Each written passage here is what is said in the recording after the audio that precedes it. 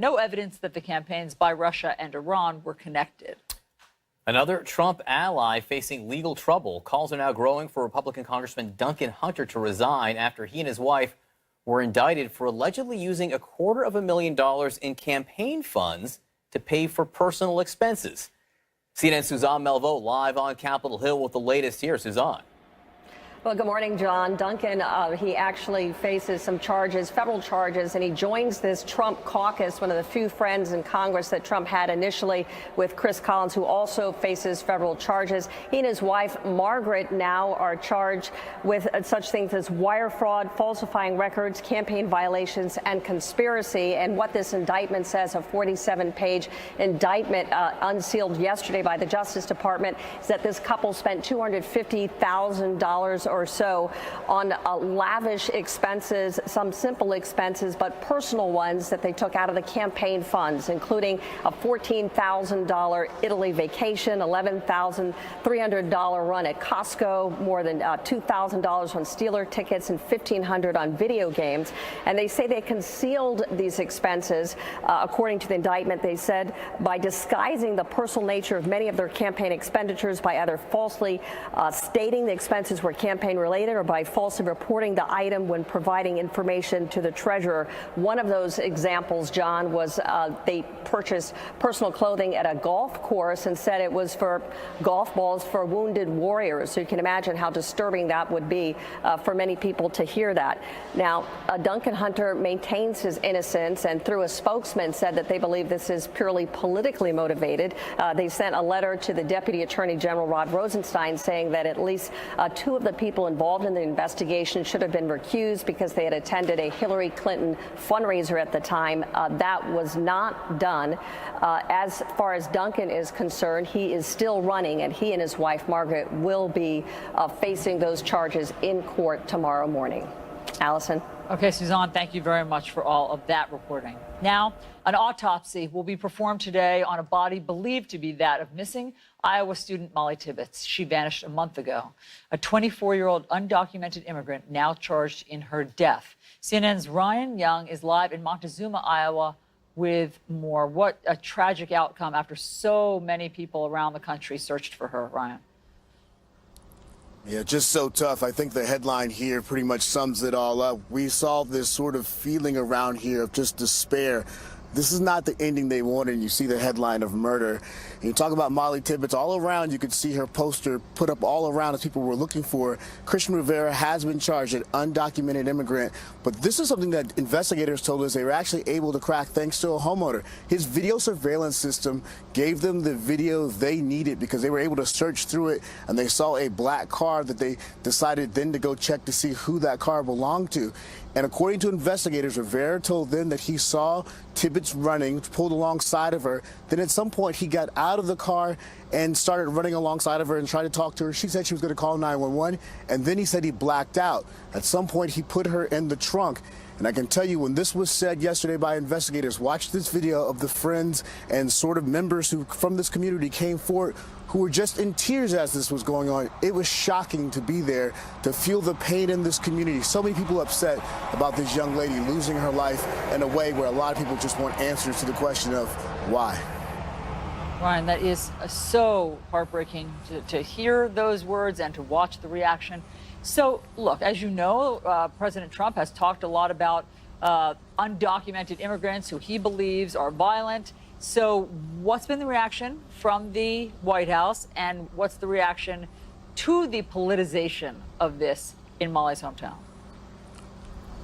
Yeah, well, right after this happened, we know that Vice President Pence actually put a tweet out, and then last night Trump at the rally decided to talk about this case. Listen to his words. You heard about today with the illegal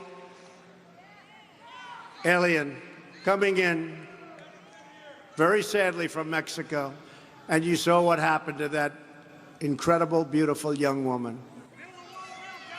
Should have never happened. Illegally in our country. We've had a huge impact, but the laws are so bad. The immigration laws are such a disgrace.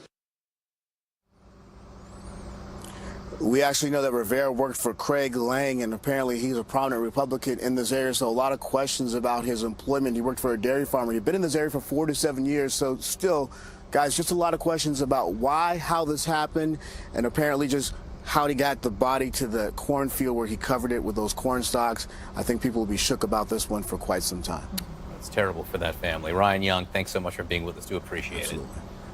Obviously, this information that came out in just the last 24 hours, the president's former campaign chair found guilty. His former personal lawyer pleaded guilty, saying the president told him to break the law.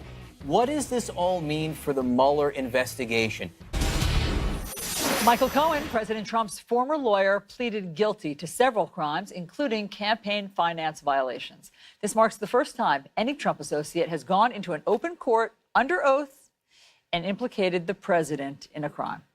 We are back now with Laura Coates, Shan Wu, and John Avlon. So, Shan, let's read what Michael Cohen said in court.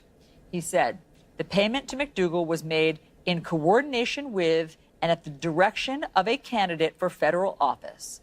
He added that it was made for, quote, for the principal purpose of influencing the election. The Daniels payment was similarly made in coordination with and at the direction of the same candidate, Donald Trump, and for the same reason. So, legally, what is Michael Cohen? First, we'll deal with him and then the president. What is Michael Cohen now facing? Well, he's facing a textbook case of campaign finance violations to try and influence the election. And with his additional reference to the unnamed person, who everybody knows is the president, he's basically simply made an open shut case for both of them that they have violated the campaign finance laws. So the question now is, what's the president going to do about all of this? How will he react? There are people speculating he's backed into a corner now. He'll lash out. He can't take away Michael Cohen's security clearance, right? He can't even take away the security clearance of the Southern District of New York who prosecuted him. What's he going to do? He's got Paul Manafort now, who's been convicted of many crimes. He's got Michael Cohen, who's pled guilty. Will he pardon Cohen? I wouldn't count on that. But what about Paul Manafort, John?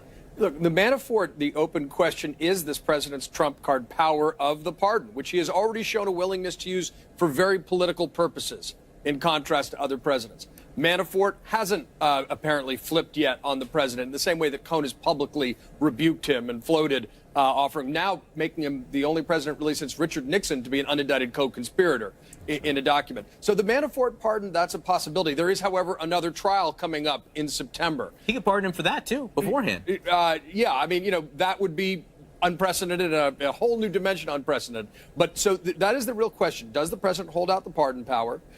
Would he extend it to someone who's betrayed him so publicly, like Michael Cohen, or someone who's been a little bit more silent and taciturn, like Paul Manafort? But this is ongoing. But that pardon power stands behind all these convictions. Yeah, I actually think that Cohen makes the pardon of Paul Manafort way more difficult for the president if he was ever inclined to do it. Yeah. Now he's got an even darker cloud hanging over him. If he starts handing out pardons willy-nilly to former associates who have been convicted of crimes, that's a real political issue that I imagine Trey Gowdy and Bob Goodlatte call us.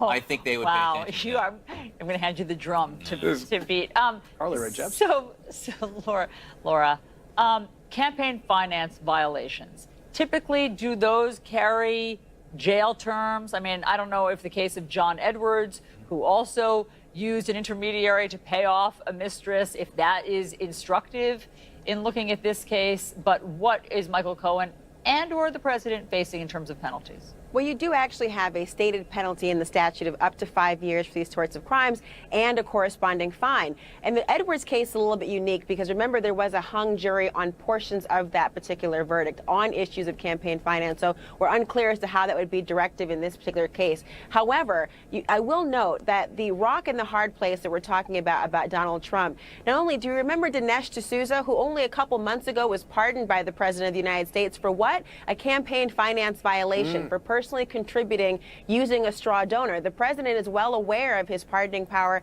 as it comes to terms with this particular sort of case. He has not been willing to extend it to this point in time to Michael Cohen, and perhaps his betrayal is the reason, but he has already exercised this power. But remember, there is one other aspect of it.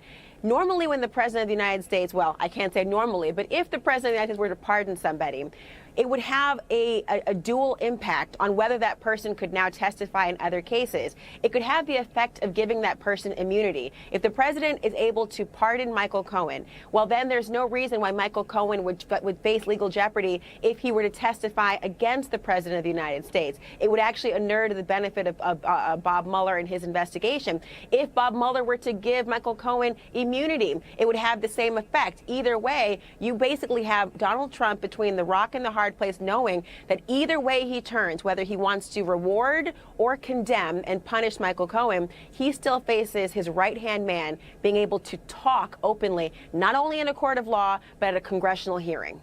John, one of the things that isn't being discussed, I think, quite enough here